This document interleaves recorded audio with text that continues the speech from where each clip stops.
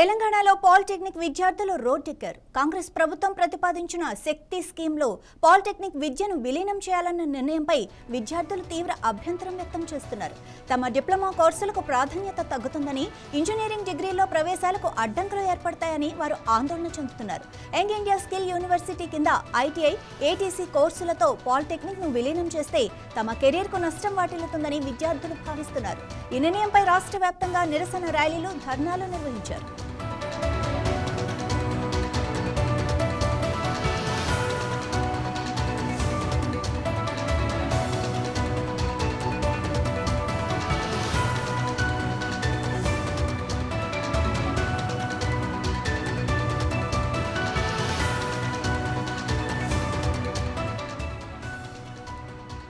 Polytechnic విద్యార్థుల నిరసనలతో రాష్ట్రం అట్టుడుకుతోంది. రాష్ట్ర వ్యాప్తంగా పాలిటెక్నిక్ కాలేజీల నుంచి తహసీల్దార్ కార్యాలయాల వరకు ర్యాలీలు నిర్వహించారు. ఎంఆర్ఓ కార్యాలయాల్లో వినతి పత్రాలు సమర్పించేందుకు ప్రయత్నించారు.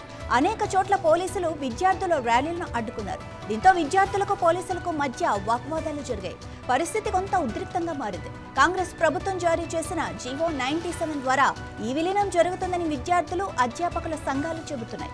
ఈ జీవో వల్ల state board of technical education and training స్వయం ప్రతిపత్తి దెబ్బతింటుందని, డిప్లొమా విద్య కేవలం వృత్తి విద్యా శిక్షణ స్థాయికి తగ్గిపోతుందని వారు ఆరోపిస్తున్నారు.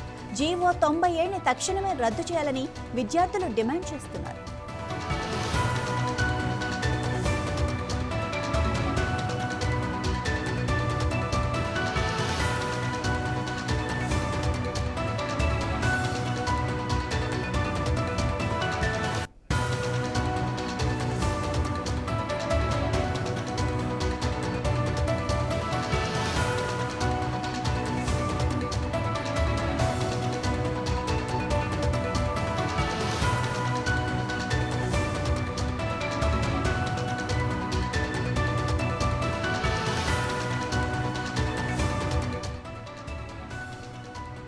తెలంగాణలో పాలిటెక్నిక్ విద్యార్థులు రోడ్డెక్కారు. కాంగ్రెస్ ప్రభుత్వం ప్రతిపాదించిన శక్తి స్కీమ్లో పాలిటెక్నిక్ విద్యను విలీనం చేయాలన్న నిర్ణయంపై విద్యార్థులు తీవ్ర అభ్యంతరం వ్యక్తం చేస్తున్నారు. తమ డిప్లొమా కోర్సులకు ప్రాధాన్యత తగ్గుతుందని, ఇంజనీరింగ్ డిగ్రీల్లో ప్రవేశాలకు అడ్డంకులు ఏర్పడతాయని వారు ఆందోళన చెందుతున్నారు. యంగ్ ఇండియా స్కిల్ యూనివర్సిటీ కింద ఐటీఐ, ఏటీసీ కోర్సులతో పాలిటెక్నిక్ ను విలీనం చేస్తే తమ కెరీర్కు నష్టం వాటిల్లుతుందని విద్యార్థులు భావిస్తున్నారు.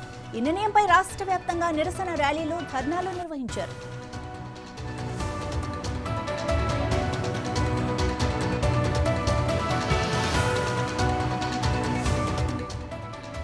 పాలిటెక్నిక్ విద్యార్థుల నిరసనలతో రాష్ట్రం అట్టుడుకుతోంది. రాష్ట్ర వ్యాప్తంగా పాలిటెక్నిక్ కాలేజీల నుంచి తహసీల్దార్ కార్యాలయాల వరకు ర్యాలీలు నిర్వహించారు. ఎంఆర్ఓ కార్యాలయాల్లో వినతి పత్రాలు సమర్పించేందుకు ప్రయత్నించారు. అనేక చోట్ల పోలీసులు విద్యార్థుల ర్యాలీని కూడా అడ్డుకున్నారు. దీంతో విద్యార్థులకు, పోలీసులకు మధ్య వాగ్వాదాలు జరిగాయి. పరిస్థితి కొంత ఉద్రిక్తంగా మారింది. కాంగ్రెస్ ప్రభుత్వం జారీ చేసిన జీవో 97 ద్వారా ఈ విలీనం జరుగుతుందని విద్యార్థులు, అధ్యాపకుల సంఘాలు చెబుతున్నాయి. ఈ జీవో వల్ల state board of technical education and training స్వయం ప్రతిపత్తి దెబ్బతింటుందని, డిప్లొమా విద్య కేవలం వృత్తి విద్యా శిక్షణ స్థాయికి తగ్గిపోతుందని వారు ఆరోపిస్తున్నారు. జీవో 97ని తక్షణమే రద్దు చేయాలని విద్యార్థులు డిమాండ్ చేస్తున్నారు.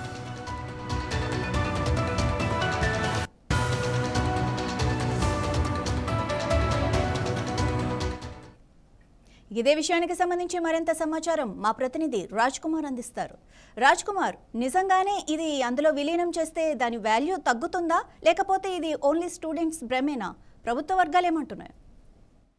రైట్ మాధవి, తెలంగాణ ప్రభుత్వం నూతనంగా ఒక ఆలోచన తీసుకొచ్చింది. శక్తి అనే విధానం ద్వారా జీవో 97 ద్వారా పాలిటెక్నిక్ విద్యను వచ్చేసి యంగ్ ఇండియా స్కిల్ యూనివర్సిటీ, తర్వాత ఐటీఐ, ఈ రెండు కూడా అనుసంధానం చేసే ఆలోచన తీసుకొచ్చి ఈ మధ్యలో మనం చూసాం. రేవంత్ రెడ్డి ముఖ్యమంత్రి అయిన తర్వాత ఐటీఐను బలోపేతం చేయాలి, యంగ్ ఇండియా స్కిల్స్ ఎక్కువగా డెవలప్ చేయాలి, అంటే గ్లోబల్ తో పోటీ పడాలి, పాత ఐటీఐ విధానం సరిగా లేదు, ఈ టెక్నికల్ ఎడ్యుకేషన్ ను కూడా స్ట్రాంగ్ చేయాలనే ఆలోచనతో ఒక ఆలోచనలో దానిలో భాగంగానే ఇప్పుడు ఈ జీవో 97 తీసుకొచ్చారు. దీంట్లో ఈ రెండింటిని ఐటీఐలో పాలిటెక్నిక్ ను మెర్జ్ చేసే అంశం వచ్చింది. సో దీంతో ఎవరైతే పాలిటెక్నిక్ స్టూడెంట్స్ ఉన్నారో వీళ్ళందరూ కూడా నిరసన ర్యాలీలు చేపట్టారు. ఇది పెద్ద ఎత్తున వీళ్ళు దీన్ని వ్యతిరేకిస్తున్న పరిస్థితి. ఈ 3 ఏళ్ల టెక్నికల్ డిప్లొమా కోర్స్ వచ్చేసి అది తగ్గి ఇప్పుడు దాని యొక్క ప్రాధాన్యత కావచ్చు, దాని యొక్క ప్రియారిటీ తగ్గిపోయి అవకాశాలు తగ్గిపోతున్న ఆందోళన రైతులు మన విద్యార్థులు దీన్ని వ్యతిరేకిస్తున్నారు. సో దీంతో నిన్న మొత్తం రాష్ట్ర వ్యాప్తంగా అందరూ కూడా విద్యార్థులు, పాలిటెక్నిక్ విద్యార్థులు అందరూ కూడా వివిధ జిల్లాలలో ర్యాలీలు, ధర్నాలు, రాస్తారోకోలు చేశారు. ఎంఆర్ఓలు, ఆర్డీఓలకు వినతి పత్రాలు ఇచ్చారు. వాస్తవానికి కొంత, ఎందుకంటే ఇప్పుడు మనం చూస్తాం ఐటీఐ వచ్చేసి 2 సంవత్సరాలు, పాలిటెక్నిక్ 3 సంవత్సరాలు. ఐటీఐ కన్నా పాలిటెక్నిక్ కొంత ప్రియారిటీ ఎక్కువ ఉంటుంది, ఉద్యోగ అవకాశాలు కూడా ఎక్కువగా ఉంటాయి. ఎందుకంటే మనం ఇండస్ట్రియల్ కనుక చూస్తే ఐటీఐ కంటే పాలిటెక్నిక్ ఎక్కువ ఉంటుంది, దాంతో వీళ్ళు బీటెక్ కూడా చేసుకోవచ్చు. ఎప్పుడైతే ఇది మెర్జ్ చేస్తారో దాని యొక్క ఇంపార్టెన్స్ తగ్గిపోద్ది అనేది స్టూడెంట్స్ యొక్క వర్షన్. కానీ ప్రభుత్వం అదేం కాదు, ఇది మరి కొంత లెవెల్కి వెళ్ళడానికి, ఈ స్కిల్స్ పెంచుకోవడానికి ఇంజనీర్ స్కిల్స్ యూనివర్సిటీకి సంబంధించి దీన్ని అప్గ్రేడ్ చేయడం భాగంగా మేము చేస్తున్నామని ఒకవైపు అధికారులు, విద్యాశాలకు సంబంధించిన అధికారులకు చెప్తున్నారు. కానీ దీని మీద అపోహలు ఉన్నాయి కాబట్టి దీని మీద ఒక అవగాహన, అంటే అవేర్నెస్ చేసిన తర్వాత చేస్తే బాగుంది అనేది ఒక వర్షం కనబడుతుంది. కానీ మొత్తం మీద అయితే స్టూడెంట్స్ అయితే చాలా చోట్ల నిన్నైతే ధర్నాలు, రాస్తారోకోలు చేశారు, పోలీసులు అడ్డుకున్న పరిస్థితి. అయితే ఎడ్యుకేషన్ డిపార్ట్మెంట్ అయితే దీని మీద మరింతగా అవగాహన కల్పించిన తర్వాత విద్యార్థులకు పూర్తిగా అసలు దీని యొక్క ప్రాధాన్యత ఏంటి, దీని ఇంపార్టెన్స్ ఏంటి, దీనివల్ల విద్యార్థులకు కొనగొనే ప్రయోజనాలు ఏంటి చెప్పిన తర్వాతనే చేస్తే బాగున్నది ఒక వర్షం అవుతుంది. మీరు ఇందాక చెప్పిన పాయింట్ కరెక్ట్. ఎందుకంటే ఒక జీవో తెచ్చే ముందు దాని గురించిన పూర్తి అవగాహన, అది ఎవరికి సంబంధించిన జీవో వాళ్ళకి అవగాహన కల్పించాలి. ఇలాంటి చర్యలు చేయకుండా ప్రభుత్వం ఇలాంటి జీవో, అంటే ఒక జీవో తెస్తుంది అంటే దాని గురించిన ప్లస్ మైనస్లు క్షుణ్ణంగా నిపుణులతో పరిశీలించిన తర్వాతే ప్రభుత్వం అలాంటి డెసిషన్ తీసుకుంటుంది. సో దాన్ని ఇంకా క్లియర్గా ఒక నిపుణుల చేత ఎక్స్ప్లెయిన్ చేయించి అది ప్రజల్లోకి బలంగా తీసుకెళ్లిన తర్వాత జీవో తేవాలన్న మినిమం ఇది ప్రభుత్వాలకి ఎందుకు ఉండవు? దీన్ని ఎలా చూడాలి? సో వీళ్ళు ఏం చేసినట్టు ఒక నిర్ణయం వచ్చిన తర్వాత వెంటనే బాగుంటుందనే ఆలోచనతో వెంటనే జీవోలు తీసుకురావడం, ప్రతిపాదనలు తీసుకురావడం, ఇంప్లిమెంటేషన్ చేసే ముందుకెళ్తారు. మొన్న ఇటీవల ఇంటర్మీడియట్ 10th అంటే మామూలు ఎస్ఎస్సి బోర్డు ఏదైతే ఉందో ఈ ఇంటర్ని కూడా అందులో విలీనం చేద్దామని ఒక ప్రతిపాదన తీసుకొచ్చిన వెంటనే ఆల్రెడీ తీసుకొచ్చేసరికి రాష్ట్ర వ్యాప్తంగా ఇదే ఆందోళనలు జరిగాయి ఇంటర్మీడియట్ సంబంధించిన వాళ్ళు. ఎందుకంటే ఆల్రెడీ 2 బోర్డులు సపరేట్ గా ఉన్నాయి, దీని విధానాలు వేరు, దాని విధానాలు వేరు. దాన్ని చేసుకోవడం అక్కడ కూడా సేమ్ ఇదే పరిస్థితి. చాలా మంది ఇంటర్మీడియట్ సంబంధించిన వాళ్ళు నిరసనలు తెలిపారు, ఆ ప్రభుత్వం దాన్ని వెనక్కి తీసుకుంది. ఇప్పుడు ఇది కూడా అంతే. ఇప్పుడు ఈ సమస్య కూడా వచ్చింది.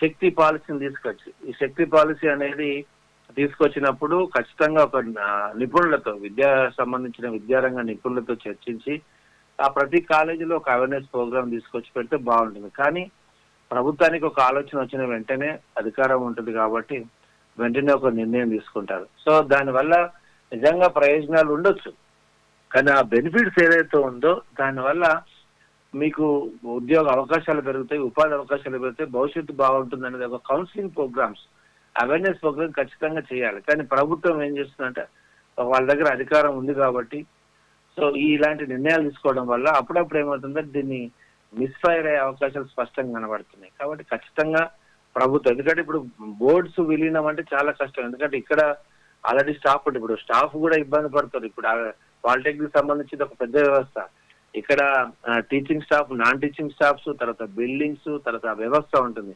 ఇప్పుడు ఈ 2 మెర్జీ అన్నప్పుడు ఒక పెద్ద ప్రాసెస్. సో ఈ ప్రాసెస్ సంబంధించి ఒకవైపు స్టూడెంట్స్ కు అవేర్నెస్ ఇవ్వాలి.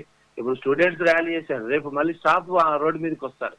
అక్కడ కూడా చాలా మంది, వేలాది మంది జాబ్ చేస్తూ ఉంటారు staff, non teaching and administration సంబంధించిన వాళ్ళు. సో వీళ్ళందరూ మళ్ళీ రోడ్డు మీదకి వచ్చే అవకాశాలు, ఎందుకంటే వాళ్ళ మెర్జీ అయినప్పుడు వాళ్ళ ఉపాధి అవకాశాలు కూడా కోల్పోతారు. సో దీని మీద ఖచ్చితంగా ప్రభుత్వము ఒక అవగాహన అనేది ఖచ్చితంగా కౌన్సిలింగ్ ప్రోగ్రామ్స్ అనేది చేయాలి. కానీ చేయకపోవడం వలన ఈ సమస్య. అందుకనే ఈ జీవో నెంబర్ 97 వెంటనే విత్డ్రా చేసుకోవాలనేది ఇక్కడ స్టూడెంట్స్ యొక్క డిమాండ్. మరి చూడాలి ప్రభుత్వం ముందుకెళ్తుందా, మళ్ళీ దీన్ని వాయిదా వేస్తుందా, లేదా నిజంగానే అవేర్నెస్ చేసి చేస్తుందా చూడాలి. మాది. Thank you Raj Kumar.